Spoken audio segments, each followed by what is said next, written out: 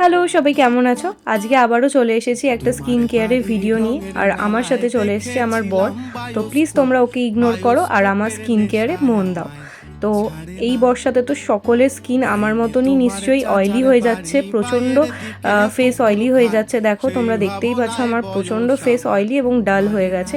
তো তাই জন্য আমি এই আলপস গুডনেসের একটা ফেস প্যাক অর্ডার দিয়েছিলাম, যেটায় রয়েছে স্যান্ডেলউড, মুলতানি মিট্টি, নিম এবং টারমারিক পাউডার। আর এই ফেস প্যাকটা আমি বানিয়েছিলাম অ্যালোভেরা জেল আর রোজ ওয়াটার দিয়ে।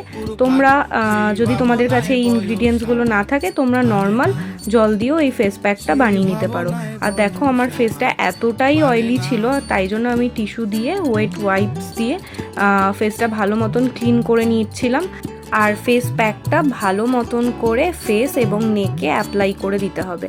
আর আমি ফেস প্যাকটা একটু থিক রেখেছিলাম, যেহেতু অ্যালোভেরা জেল দিয়েছি না, তাই জন্য ফেস প্যাকটা একটু থিক হয়ে গিয়েছিল।